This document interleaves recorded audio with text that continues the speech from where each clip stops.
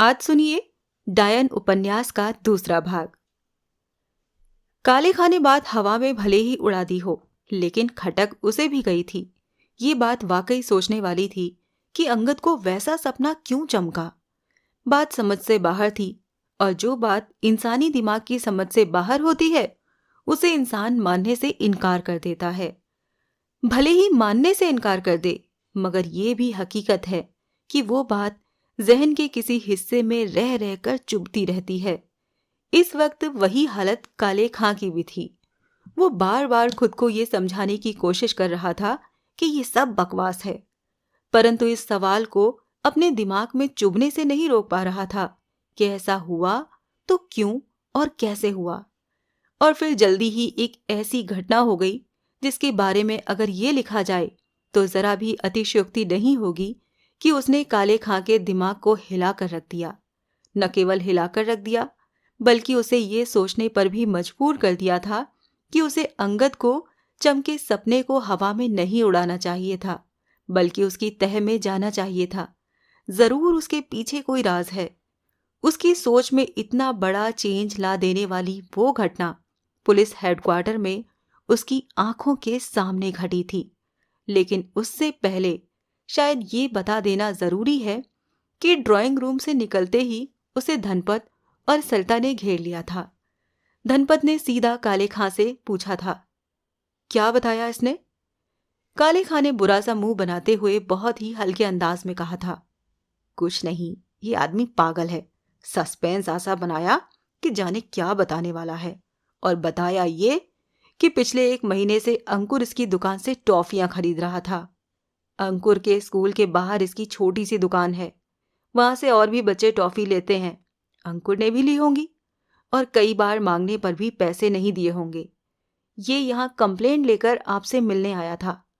अंकुर के किडनैपिंग के बारे में पता लगा तो सोचकर घबरा गया कि ऐसे माहौल में वो इतनी छोटी सी कंप्लेंट करेगा तो आप इसके बारे में क्या सोचेंगे। इसीलिए आपसे बात करने का विचार छोड़कर इसने मुझसे बात की। साथ ही ये भी कहा कि हो सके तो मैं ये बात आप लोगों को न बताऊं, मगर मैंने साफ कह दिया कि बात तो बतानी ही पड़ेगी। उन धनपत और सरिता के चेहरों पर निराशा ने डेरा डाल दिया था, जो ये सोचे बैठे थे कि शायद उन्हें अंकुर के बारे में कोई अच्छी सूचना मिलेगी। सरिता के मुंह से तो निकल भी गया, मेरा अंकुर ऐसा है तो नहीं कि उधार टॉफी खाए और पैसे न दे।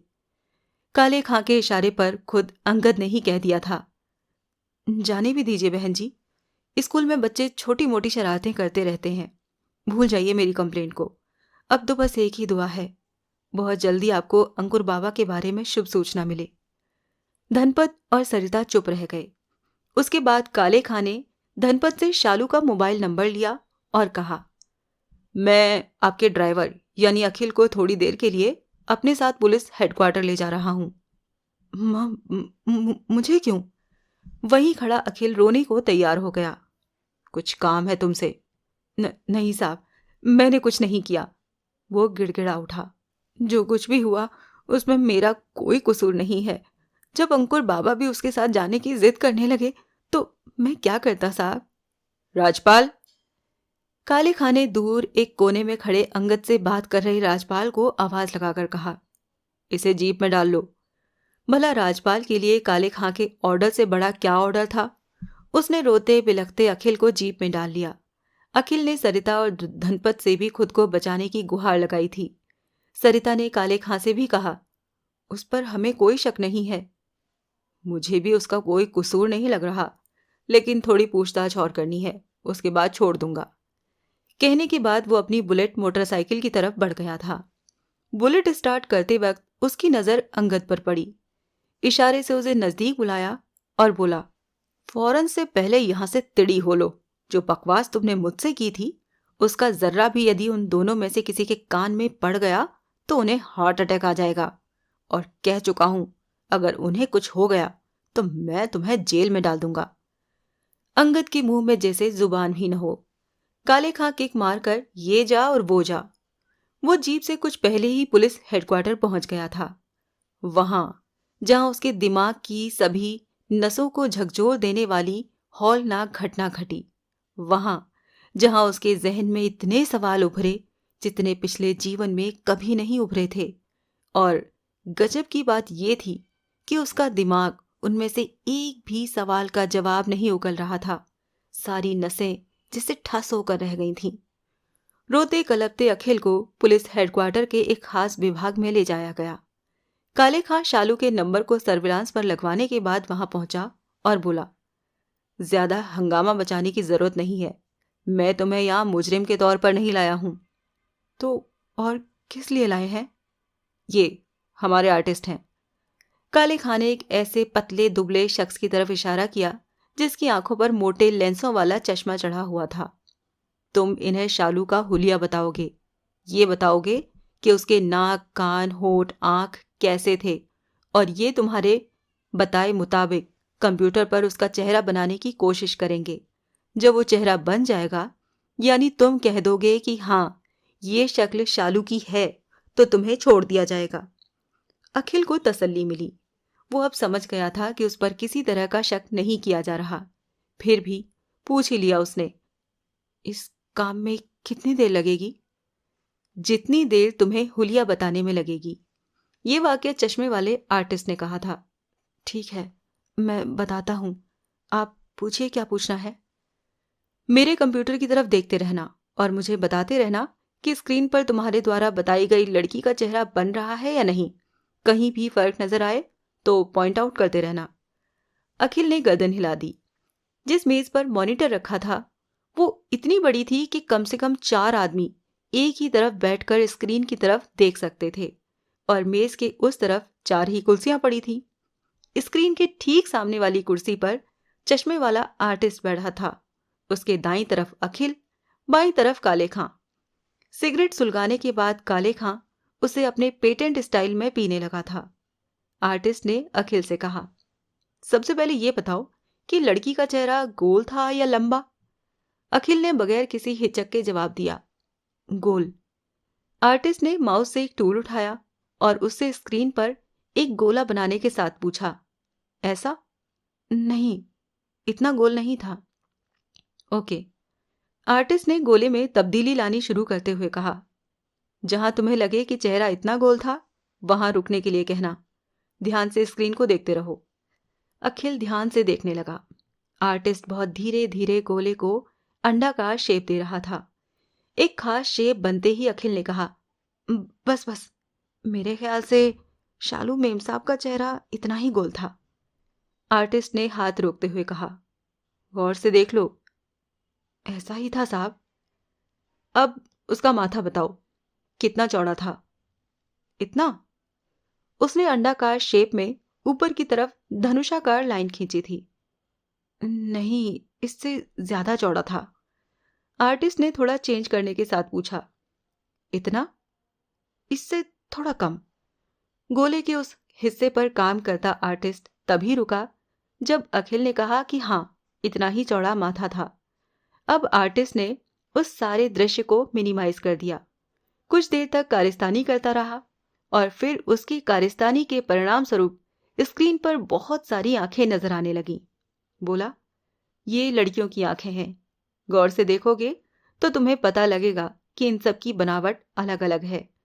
गौर से देखने के लिए इसीलिए कह रहा हूं क्योंकि बहुत सी आंखों में बहुत कम फर्क है। देखकर बताओ, उस लड़की की आंखें इनमें से किससे मेल खाती हैं? बहुत ध्यान से देखने के बावजूद अखिल के लिए फैसला करना बहुत मुश्किल था। उलझ सा गया वो, मगर आर्टिस्ट का पाला रोज ऐसे ही लोगों से पड़ता था। इसीलिए उसकी मानसिक अवस्था को समझता हुआ हौसला बढ़ाने वाले स्वर में बोला, कोई जल्दी नहीं है, चाहे जितनी देर देखो, मगर ध्यान से देखकर बताओ कि उसकी आंखें कैसी थीं। शायद ऐसी। अखिल ने एक आंख पर उंगली रख दी। शायद या पक्का? लग तो सब वैसी ही रही हैं। ओके। आर्टिस्ट ने माउस चलाया और उस आंख को अलग करने के साथ आंखों के बाकी समूह को मिनिमाइज कर दिया। अब खाली स्क्रीन पर उसने ड्राइवर को सिर्फ वही आंखें दिखाईं और कहा, अब बताओ, क्या उसकी आंखें ऐसी ही थीं? पूरी तरह ऐसी नहीं थी, पर इससे मिलती जुलती थी। ठीक है, अब मैं तुम्हें उतनी सारी नहीं बल्कि सिर्फ इससे मिलती जुलती आंखें दिखाऊंगा। कहने के साथ वो फिर माउस से खेलने लगा था। कुछ देर बाद स्क्रीन पर केवल 8 आंखें थीं। उसने पूछा, अब बताओ, इनमें से कौन सी आंख उसकी आंखों से सबसे ज्यादा मिलती है? ये। अखिल ने निसंकोच एक आंख पर उंगली रख दी। ऐसा करते वक्त न केवल उसके लहजे से कॉन्फिडेंस झलक रहा था, बल्कि आंखों में विश्वास भरी चमक भी थी। सोच लो, ऐसी ही आंख थी ना उसकी? बिल्कुल यही थी साहब। ओके। आर्टिस्ट ने माउस से आंख उठाई, उस फेस को स्क्रीन पर लाया जिसे मिनिमाइज कर दिया था, और आंख को फेस पर फिक्स कर दिया। फिर उसने वैसी ही एक आंख दूसरी तरफ भी लगा दी। फिर बोला, अब मैं तुम्हें कुछ आईब्रोज दिखाऊंगा। तुम्हें ठीक उसी तरह जिस तरह आंख छांटी है, उस लड़की की आईब्रोज छांटनी है। ठीक है। अब अखिल को इस खेल में मजा आने लगा था। उसने आईब्रोज भी छांट दी। आर्टिस्ट ने जब आईब्रोज अखिल द्वारा छांटे गए फेस पर बनी आंखों के ऊपर लगाई तो अखिल की आंखों में चमक नजर आने लगी। कैसा लग रहा है? आर्टिस्ट ने पूछा। ये तो बिल्कुल वही आंखें हैं साहब। गुड। आर्टिस्ट ने उसकी हौसला अफजाई की। मुझे पूरा विश्वास है कि तुम उसका पूरा फेस बनवा सकते हो। अब मैं कुछ नाक तुम्हें दिखाऊंगा। उनमें से उस लड़की की नाक तुम्हें छांटनी है। दिखाइए। जिस तरह से काम हो रहा था और जो भाव अखिल के चेहरे पर नजर आ रहे थे, उन्हें देखकर काले खां को लगा कि बहुत जल्द उसके सामने शालू का चेहरा होगा और उस अवस्था में उसे ढूंढने से ज्यादा दिक्कत पेश नहीं आएगी। उस क्षण वो सोच भी नहीं सकता था कि आने वाले कुछ क्षणों के बाद न केवल उसकी सभी आशाओं पर तुषारपात हो जाएगा, बल्कि एक ऐसी खौफनाक घटना घटेगी जिसके बारे में वो कभी कल्पना भी नहीं कर सकता था। वो घटना तब घटी जब स्क्रीन पर बहुत सारी नाक नजर आ रही थी और उन्हें बहुत गौर से देखता अखिल उनमें से शालू की नाक छांटने की कोशिश कर रहा था। इश इश। अचानक अखिल के मुंह से आवाज निकली और बिजली की सी गति से चले अपने दोनों हाथ से अपना सिर उसने पकड़ लिया। आर्टिस्ट ने चौंक कर उसकी तरफ देखा। काले खां ने चौंके हुए स्वर में पूछा, क्या हुआ? मैं नहीं बताऊंगा। उसने अपना चेहरा काले खां की तरफ उठाते हुए कहा। क्या नहीं बताओगे? कि, कि उसकी नाक कैसी थी? क्यों नहीं बताओगे? वो वो मना कर रही है। कौन मना कर रही है? शालू मेम साहब। क्या? शालू? वो यहां कहाँ है? यहाँ। उसने बड़े ही अजीब अंदाज में दोनों हाथों से अपना सिर पीटा था। मेरे सर में। ये सब कहते वक्त उसका चेहरा थोड़ा बिगड़ने लगा था। बिगड़ते बिगड़ते इतना भीभत्स हो गया कि आर्टिस्ट के चेहरे पर भी खौफ उभर आया। खुद को बचाने के लिए पीछे की तरफ वो सरका, जबकि काले खां दहाड़ा था। अचानक ये क्या नाटक शुरू कर दिया तुमने? सीधे हो जाओ वरना मैं तुम्हें सड़ने के लिए जेल में डाल दूंगा। अचानक एक बार फिर उसके मुंह से हिश की आवाज निकली, जैसे टायर पंचर हुआ हो, और साथ ही उसने फिर अपने दोनों हाथों से अपना सिर पकड़ लिया। काले खां सिगरेट फेंक कर उछलने के से अंदाज में अपनी जगह से खड़ा हुआ और झपट कर ड्राइवर के नजदीक आया। उसके दोनों कंधे पकड़े और झंझोड़ता हुआ बोला, क्या हो रहा है? सिर में दर्द। एक बार फिर उसने अपना चेहरा काले खां की तरफ उठाया। मेरे सर में बहुत तेज दर्द हो रहा है।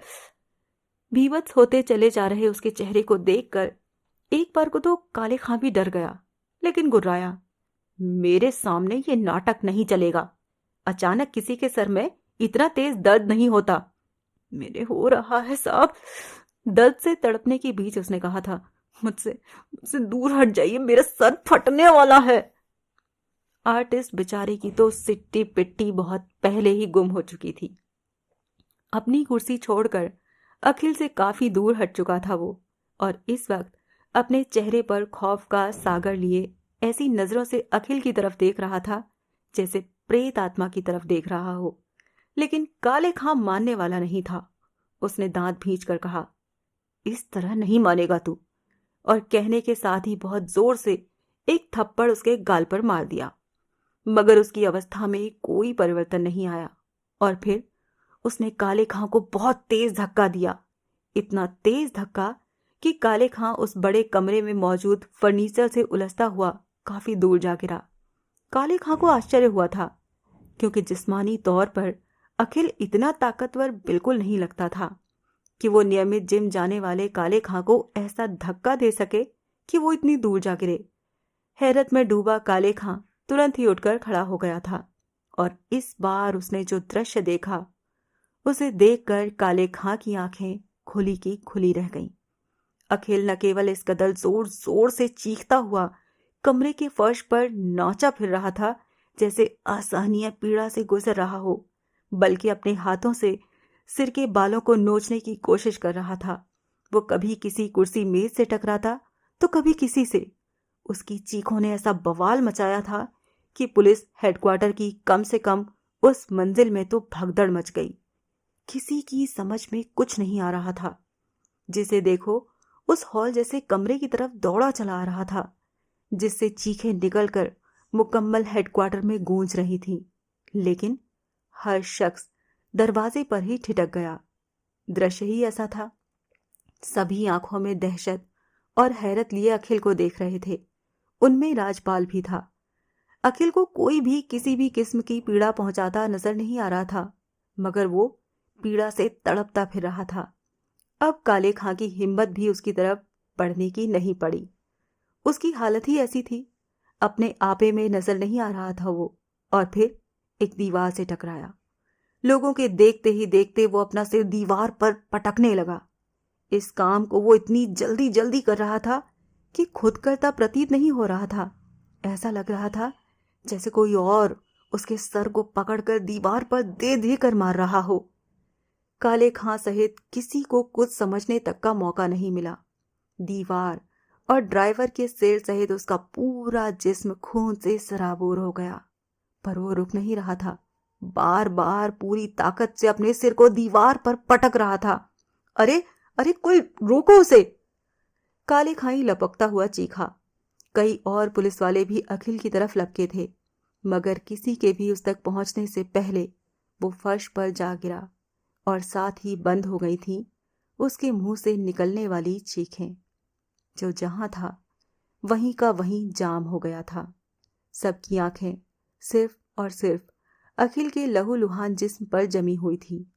उन आंखों में दहशत और ये जानने की जिज्ञासा के भाव थे कि ये सब आखिर हुआ क्या है। दृश्य ऐसा था जैसे टीवी पर चल रही फिल्म को पॉज कर दिया गया हो। अखिल के ही नहीं, किसी के भी जिस्म में कोई हरकत न थी, और काले खां के दिमाग में बिजली की सी गति से उभरे इस सवाल ने उसे हिला कर रख दिया कि अखिल कहीं मर तो नहीं गया है। वो लपका और अखिल के जिस्म के करीब पहुंचा, नब्ज चेक की। दिल में राहत का ख्याल उभरते ही वो चीखा, जिंदा है, इसे इसे हॉस्पिटल पहुंचाओ। दरवाजे पर खड़े राजपाल सहित कई पुलिस वाले दौड़ते हुए आए। आनन फानन में अखिल के जिस्म को उठाया और इस तरह लेकर कमरे से बाहर की तरफ भागे जैसे आग लगे मकान से फायर कर्मी किसी अधजले शख्स को लेकर निकले हों। काले खां का दिमाग इतनी बुरी तरह सनसना रहा था जितनी बुरी तरह पहले कभी नहीं सनसनाया था। कुछ भी समझ में नहीं आ रहा था उसकी, कुछ भी। अखिल को एम्बुलेंस में पुलिस हॉस्पिटल ले जाया जा रहा था। उसके पीछे एक पुलिस की जीप थी और जीप में थे काले खां, राजपाल और जीप का ड्राइवर। अपनी बुलेट काले खां ने पुलिस हेडक्वार्टर की पार्किंग में ही छोड़ दी थी। सफर शुरू होने के कुछ ही देर बाद राजपाल ने पूछा, क्या हुआ था सर? अपने पेटेंट स्टाइल में सिगरेट पी रहे काले खां ने ज्यों का त्यों बता दिया। सुनने के बाद राजपाल ने कहा, क्या आप अब भी नहीं मानेंगे कि ये सब रूहानी चक्कर है? रूहानी चक्कर? राजपाल ने एक एक शब्द को जमाते हुए कहा, वो कोई रूह, चुड़ैल या डायन है जिसने अखिल की ये हालत की। कोई और मौका होता तो काले खां राजपाल को ठीक उसी तरह डपट देता जिस तरह पहले भी 2 बार डपट चुका था, लेकिन इस वक्त ऐसा नहीं किया। शायद इसलिए क्योंकि जो हुआ था वो कैसे और क्यों हुआ, इसका उसके पास कोई जवाब नहीं था। कुछ देर अपने सनसनाते दिमाग से बात करता रहा और फिर बस इतना ही कह पाया, मैं नहीं मानता। क्या नहीं मानते? राजपाल ने तुरंत पूछा। उसी बकवास को जो तू कर रहा है। नहीं मानते सर तो मेरी एक बात का जवाब दीजिए। राजपाल जैसे उसे अपने विचारों से सहमत करने पर आमादा था। उसके सिर को किसने दीवार पर पटक पटक कर मारा? खुद उसी ने।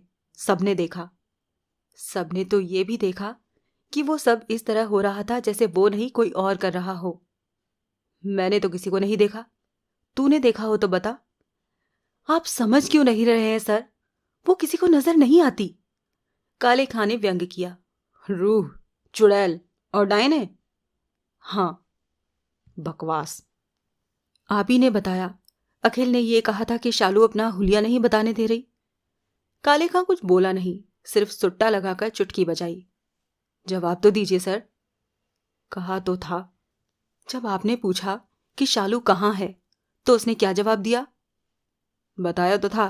कहने लगा मेरे दिमाग में। ऐसा क्यों कहा उसने?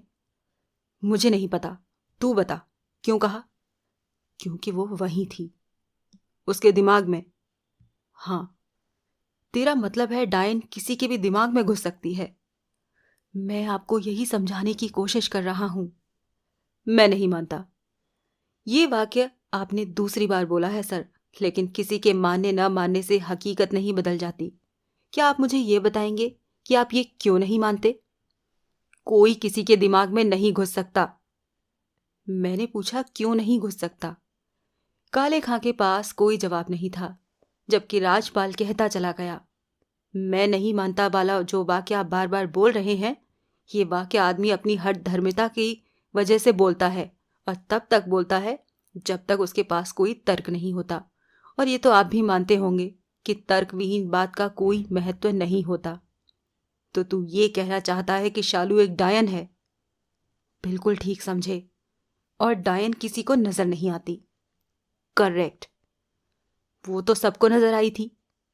बात का सिरा हाथ में आते ही काले खां ने व्यंग किया।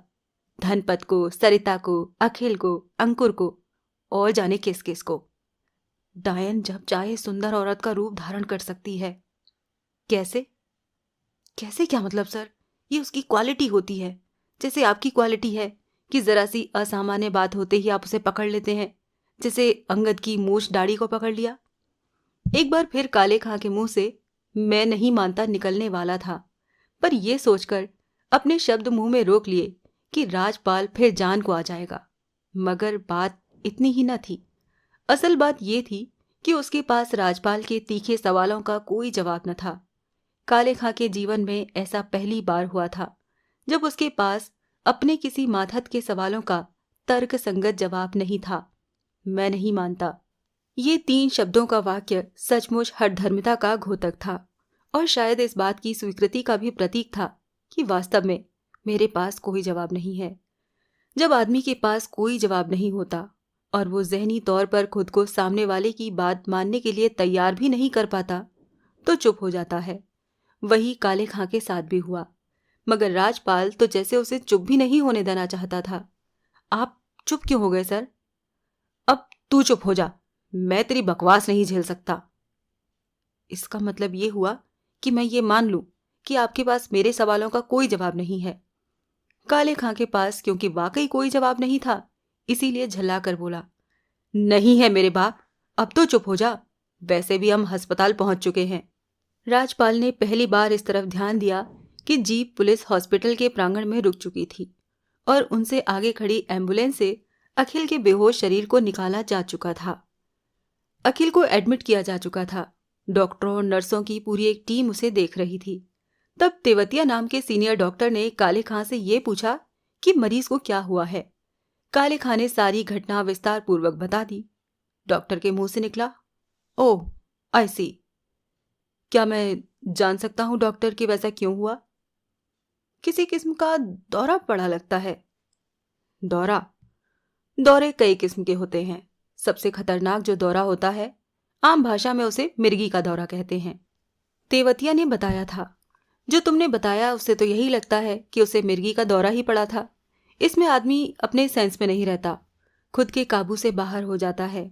दौरे के दरमियान वो किसी को भी कुछ भी नुकसान पहुंचा सकता है, खुद को भी। केस तो ऐसे ऐसे भी हैं कि दौरे के दरमियान माँ ने अपने दुधमुहे बच्चे को गला दबाकर मार डाला। कई लोग इतने ऊपर से कूद गए कि मौत हो गई। तेवतिया की बातों से अचानक ही काले खां को राजपाल की बकवास का जवाब मिल गया था। उसने उत्साहित स्वर में कहा, तो आपका ऑब्जर्वेशन ये है कि उसे मिर्गी का दौरा पड़ा था? जो तुमने बताया वो लक्षण तो यही कहते हैं। मेरा एक दरोगा है, उसने खुले शब्दों में पुष्टि करने की मंशा से ये बात कही। उसका कहना है कि अखिल के अंदर कोई रूह घुस गई थी, उसी ने उसे इस हालत में पहुंचा दिया। नॉनसेंस। अधूरी बात सुनकर ही तेवतिया ने पूरी बात समझते हुए बुरा सा मुंह बनाकर कहा, तुम जैसे पढ़े लिखे आदमी को ये बातें शोभा नहीं देती इंस्पेक्टर। मैंने कहा, मेरे एक दरोगा को ऐसा लगता है। उसे समझाओ। पर एक बात मेरी समझ में भी नहीं आ रही है। क्या? यदि उसे सिर्फ दौरा पड़ा था तो उसने ये क्यों कहा कि अपना हुलिया बताने से उसे शालू मना कर रही है और ये शालू उसके दिमाग में है? उसके दिमाग में ही तो थी वो। मतलब? जब वो उसको हुलिया बता रहा था तो उस वक्त उसके दिमाग में शालू के अलावा और था ही कौन? वो सिर्फ और सिर्फ उसी के बारे में सोच रहा था। इसीलिए दौरे के दरमियान उसे लगा कि शालू उसके दिमाग पर कब्जा कर रही है, और वो सबको ऐसा लगना जैसे अपने सिर को वो खुद नहीं बल्कि कोई और दीवार पर पटक रहा है।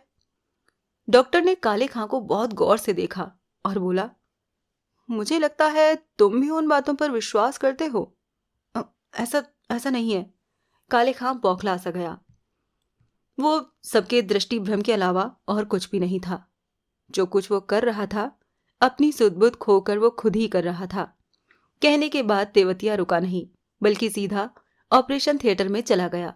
अंदाज ऐसा था जैसे वो इस टॉपिक पर बात करने को अपना टाइम वेस्ट समझता हो। भले ही तेवतिया अपनी बात कहकर चला गया, मगर जो कुछ काले खां ने अपनी आंखों से देखा था वो उसे अपना दृष्टि भ्रम मानने को तैयार न था। इसीलिए तेवतिया की बातों से पूरी तरह संतुष्ट नहीं हुआ वो। लेकिन राजपाल की कई बातों का जवाब मिल गया था उसे। शायद इसीलिए वो गैलरी में दूर खड़े राजपाल की तरफ देखकर हौले से मुस्कुराया था। फिर उसने धनपत का मोबाइल नंबर मिलाया। पहली ही रिंग पर कॉल रिसीव हो गई थी और बड़े ही जिज्ञासा भरे अंदाज में कहा गया, धनपत बोल रहा हूँ। मैं काले खां हूँ धनपत जी। हाँ इंस्पेक्टर, बोलो। आवाज में बेचैनी थी। क्या अंकुर के बारे में कुछ पता लगा? अभी तो नहीं, मगर आप चिंता मत कीजिए, मैं जल्दी ही उसे सही सलामत बरामद कर लूंगा।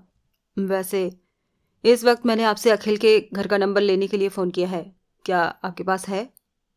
क्यों? अखिल के घर के नंबर की तुम्हें क्या ज़रूरत पड़ गई? वो ठीक तो है? तुम लोगों ने उसे मारा पीटा तो नहीं? काले खां ने सपाट लहजे में कहा, मैं मुजरिम के अलावा किसी और को नहीं ठोकता, और वो मुजरिम नहीं है। तो फिर उसके घर का नंबर क्यों मांग रहे हो? उसे मिर्गी का दौरा पड़ा है। धनपत बुरी तरह चौंका। मिर्गी का दौरा? डॉक्टर का तो यही कहना है। अचानक काले खां के दिमाग में बैठा इन्वेस्टिगेटर सक्रिय हो गया। क्या आपके सामने उसे कभी मिर्गी का दौरा नहीं पड़ा? ओह माय गॉड, मुझे तो अंदाजा तक नहीं था कि वो मिर्गी का मरीज है। होता तो मैं उसे यहाँ अपने क्यों रखता? ऐसे आदमी को ड्राइविंग करनी ही नहीं चाहिए।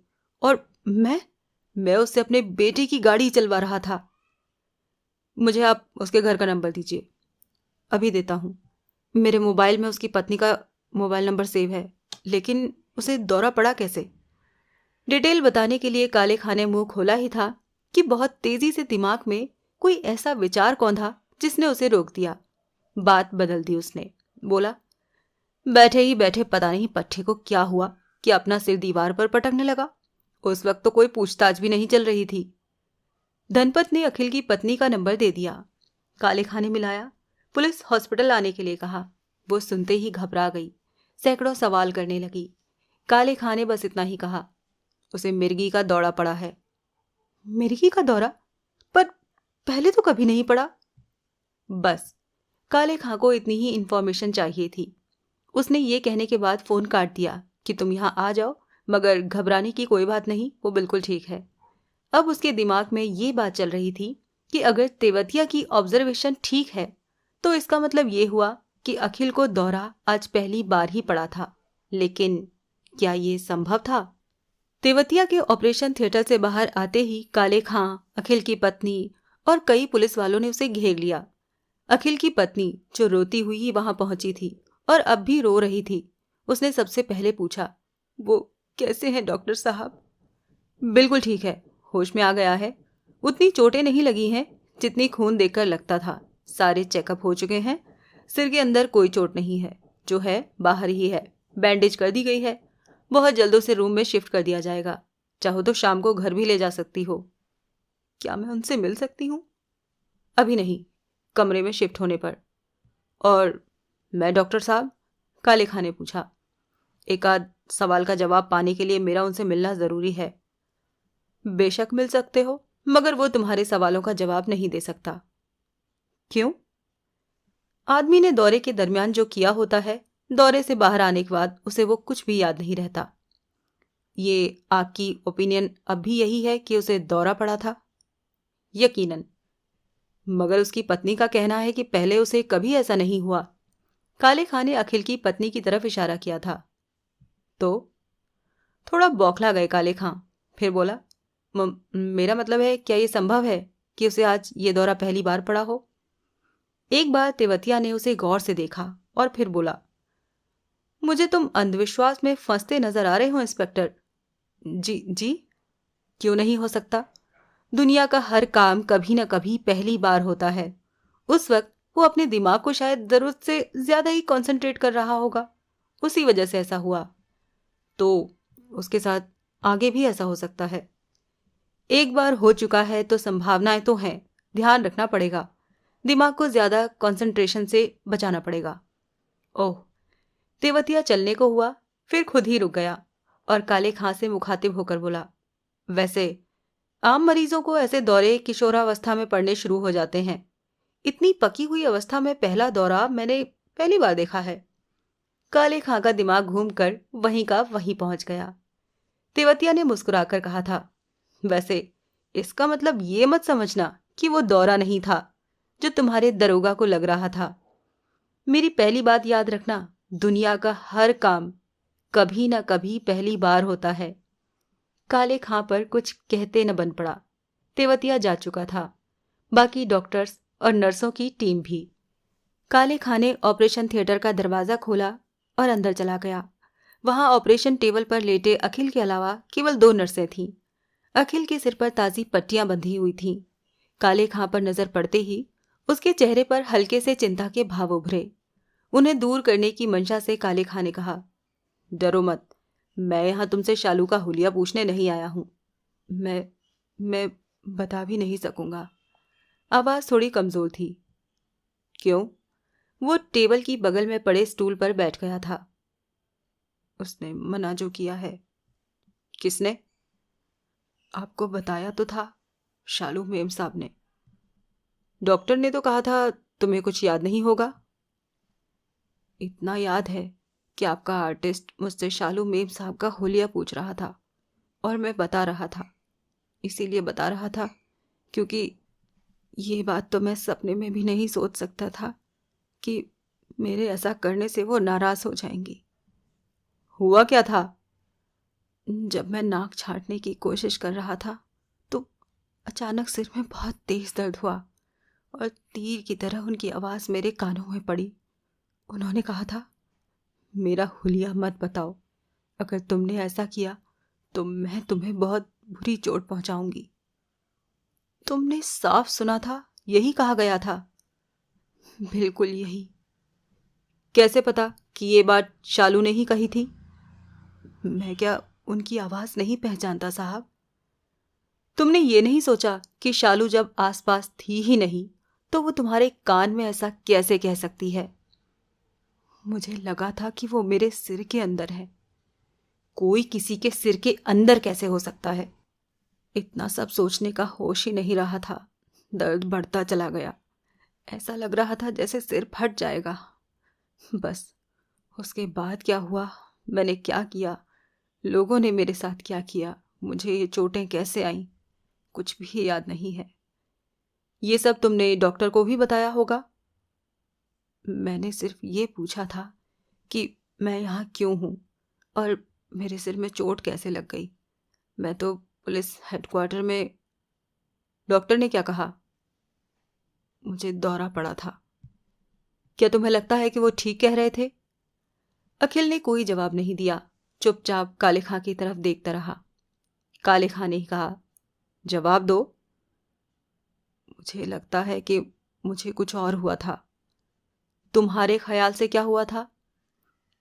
ठीक से कुछ कह नहीं सकता, बस ये लग रहा था कि उसके बाद जो किया मेरे सिर पर सवार शालू मेम साहब ने किया। उन्होंने तो पहले ही कह दिया था कि मैं तुम्हें चोट पहुंचाऊंगी। ये बात तुमने डॉक्टर से कही? अखिल ने स्वीकृति में गर्दन हिलाई। क्या बोले? कि वो आवाज़ मेरा वहम थी। मेरे कान में किसी ने कुछ नहीं कहा और न ही मेरे दिमाग पर कोई सवार था। ऐसे दौरों में अक्सर ऐसे ही वहम होते हैं। तुम्हें यकीन है कि डॉक्टर ने ठीक कहा? नहीं। तुम्हें क्या लगता है? शालू मेम साहब की आवाज़ मैंने बिल्कुल साफ सुनी थी और ये भी महसूस किया था कि वो मेरे सिर पर सवार हैं। वहम नहीं था वो मेरा। यदि ये कहूँ तब भी गलत नहीं होगा कि उनकी आवाज़ अभी तक मेरे कानों में गूंज रही है।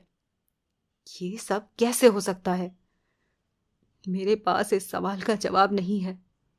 मैं सिर्फ वो बता सकता हूँ जो सुना और महसूस किया। एक बार फिर रिक्वेस्ट करूँगा, मुझसे शालू मेम साहब का हुलिया मत पूछना, वरना वो मेरे दिमाग पर कब्जा कर लेंगी और इस बार तो मेरी जान ही ले लेंगी। काले खां को जब लगा कि अखिल इससे ज़्यादा कुछ नहीं बता सकेगा तो वो उठा और ऑपरेशन थिएटर से बाहर आ गया। एक तरफ डॉक्टर की मिर्गी के दौरे वाली थ्योरी थी और दूसरी तरफ राजपाल की डायन वाली थ्योरी। काले खां की समझ में नहीं आ रहा था कि किस पर यकीन करे। अखिल को डॉक्टर की थ्योरी पर यकीन नहीं था। पुरजोर अंदाज में उसका कहना यही था कि शालू ने उसके कान में हुलिया बताने से इनकार किया था और उस वक्त वो उसके सिर पर सवार थी।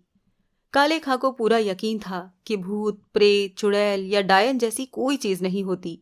ये सिर्फ शब्द हैं जो गंदे किस्म के लोगों ने भोले भाले और मासूम लोगों को डराने के लिए बना दिए हैं। काफी सोचने के बाद वो डॉक्टर की थ्योरी से ही सहमत हुआ, मगर फिर भी कुछ बातें नुकीली सुई बनकर जहन में चुभती रहीं। जैसे अखिल को मिर्गी का दौरा इस उम्र में पहली बार पड़ा था।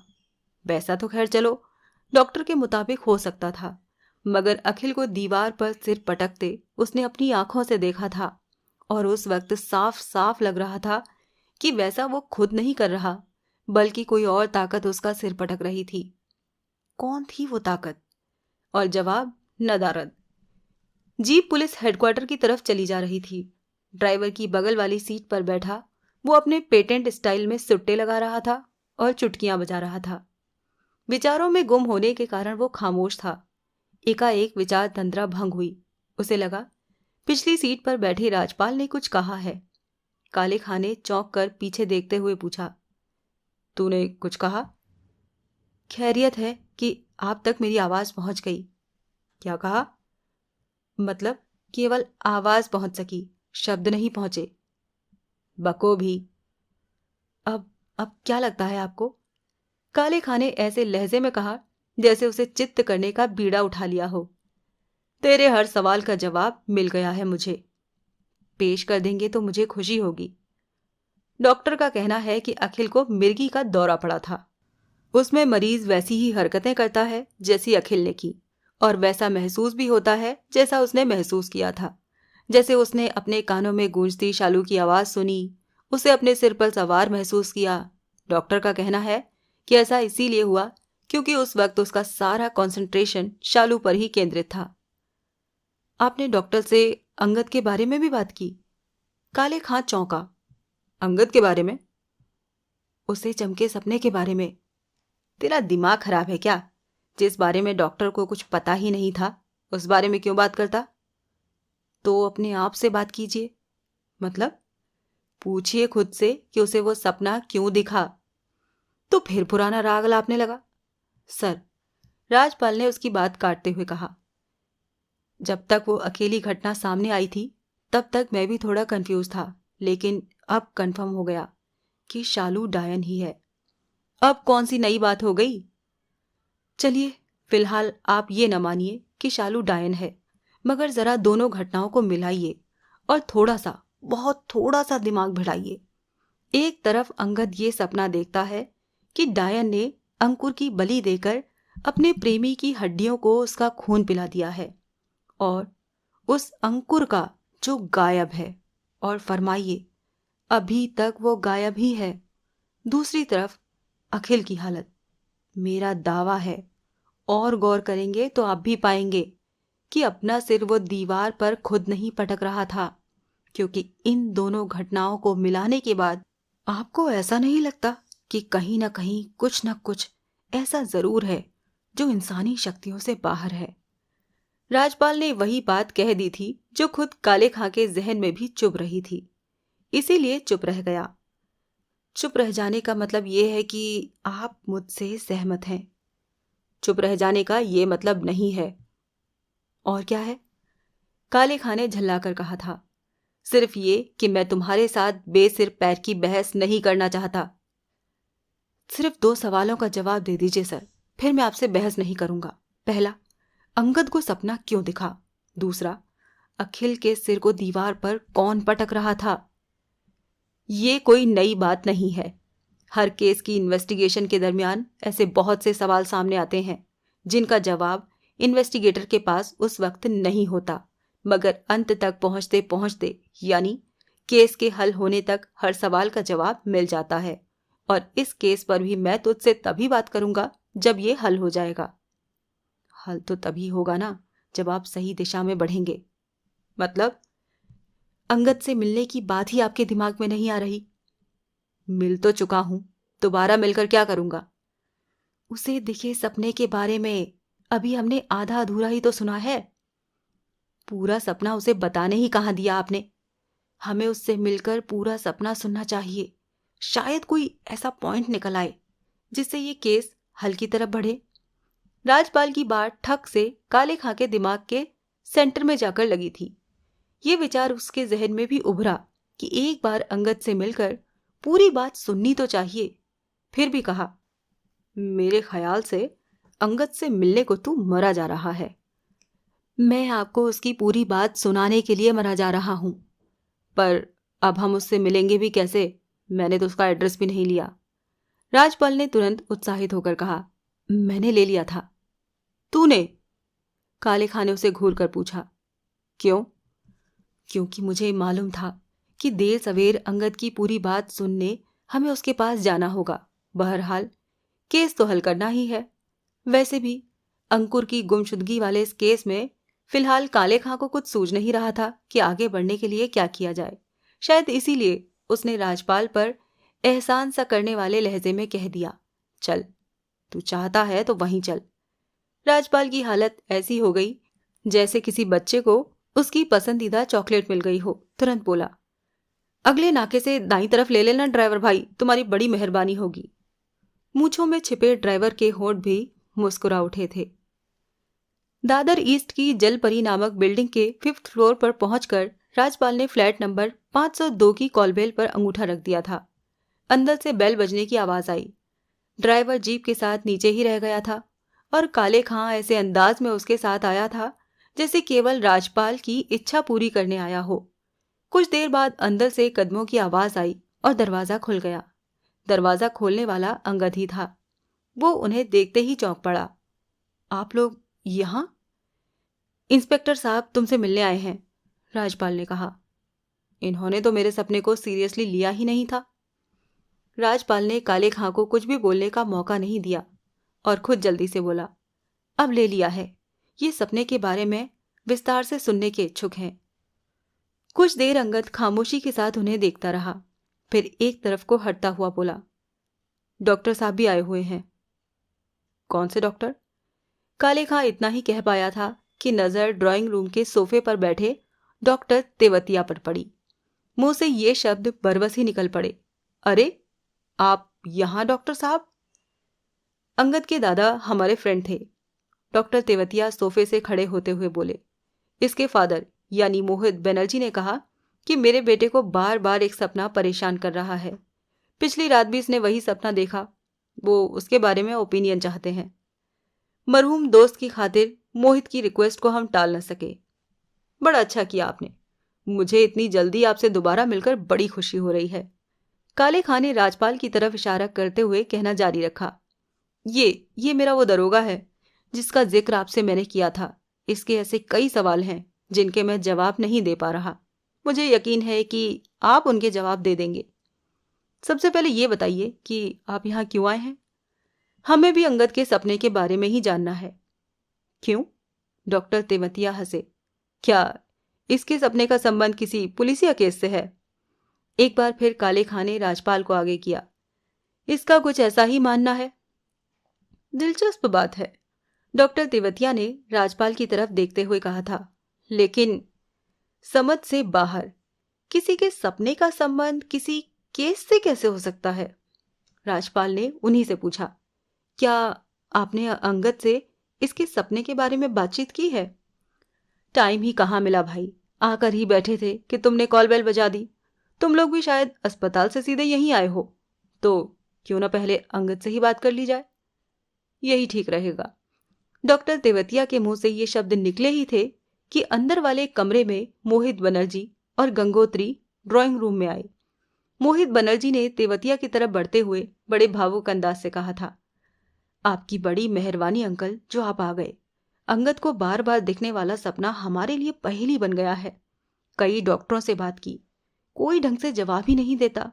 तब गंगोत्री ने आपका नाम सुझाया। पूछते हैं इससे कि इसे क्या दिखता है? कहते हुए तेवतिया ने अंगद की तरफ देखा था। आप लोग? मोहित बनर्जी ने काले खां और राजपाल की तरफ सवालिया नजरों से देखा।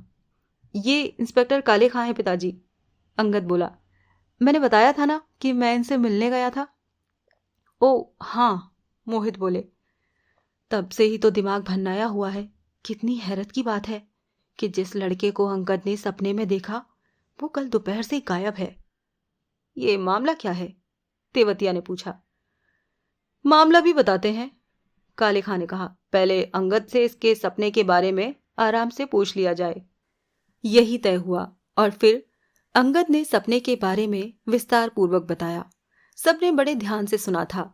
अंगद के चुप होने पर डॉक्टर तेवतिया ने गंभीर स्वर में कहा, ज्यादा घबराने की बात नहीं है। ऐसे पेशेंट जिन्हें एक ही सपना बार बार दिखता है मेरे पास पहले भी आए हैं। मेडिकल साइंस में इसका कोई इलाज नहीं है, लेकिन ऐसे हर एक केस को मैंने डॉक्टर कजारिया के पास भेज दिया और उनके इलाज से लगभग सभी पेशेंट ठीक हो गए। डॉक्टर कजारिया पेशेंट को हिप्नोटाइज करके इलाज करते हैं। उनसे कई बार मेरी बात हुई है। उनका कहना है कि ज्यादातर ऐसे सपनों का ताल्लुक जो दिखते हैं उनके पूर्व जन्म या इसी जन्म के किसी ऐसी उम्र की घटना से होता है जो उसे याद नहीं होती।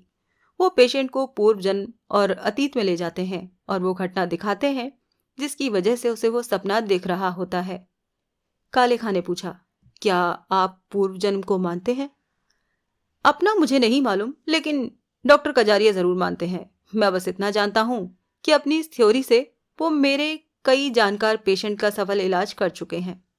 लेकिन डॉक्टर साहब, अंगद बोला, गौर किया जाए तो मुझे बार बार एक ही सपना नहीं दिखता, बल्कि एक ही सपने की श्रृंखलाएं दिखती हैं। उस औरत द्वारा हर बार मैंने अलग बच्चे की बलि देखी है। अंकुर चौथा है, 3 मैं पहले देख चुका हूं।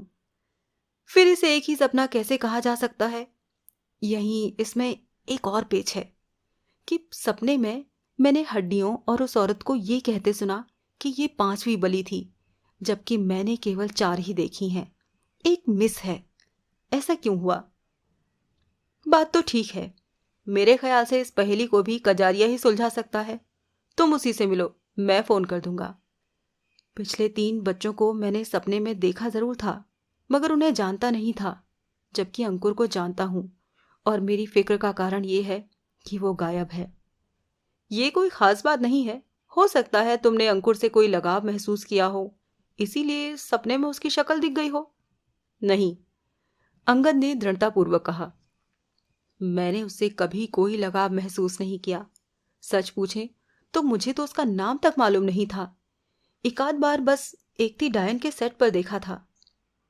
इस पहेली को भी कजारिया ही सुलझा सकता है, एकाएक राजपाल ने कहा। मैं भी कुछ बोलूं डॉक्टर साहब? मुझे मालूम है तुम कुछ तिरछा ही बोलोगे। मेरे ख्याल से ये पूर्व जन्म का कोई चक्कर नहीं है, इसी जन्म का चक्कर है। डॉक्टर की बात पर जरा भी ध्यान दिए बगैर राजपाल कहता चला गया, अंगद को चमकने वाली घटनाएं कहीं न कहीं हो रही हैं।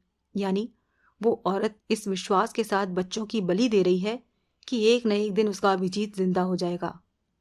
औरत या डायन? काले खां बीच में टपका। ऐसी औरत जो काला जादू जानती हो, अघोरी हो, उसे डायन ही कहा जाता है। पर अब तक तो तुम उसे कोई रूहानी ताकत बता रहे थे। ऐसी औरत रूहानी ताकतों की मालिक होती है। ये ताकतें उसे काले जादू के ज्ञान से मिलती हैं। तेवतिया ने पूछा, इस विश्वास का कारण? जरा अंगद को देखे सपने और अंकुर के गायब होने का मिलान कीजिए। क्या ये पूर्व जन्म की घटना है? नहीं, ये इसी जन्म की घटना है, बल्कि कल रात ही घटी है। मुझे कहने में अच्छा नहीं लग रहा, लेकिन लग रहा है कि अंकुर जिंदा नहीं है। अंगद को दिखने वाला सपना सच्चा है। उस घृणित औरत ने अभिजीत को जिंदा करने के लिए उसे मार डाला है। किस बेस पर ऐसा कह सकते हो? क्योंकि मुझे मालूम है कि रूहानी ताकतें होती हैं। इंस्पेक्टर साहब माने न माने, लेकिन इन्होंने उसका चमत्कार देखा है। अखिल का सिर दीवार पर वही पटक रही थी। इसका मतलब तुम ये कहना चाहते हो कि वो अदृश्य रहकर ऐसा कर सकती है? काले खां ने व्यंग पूर्वक पूछा था।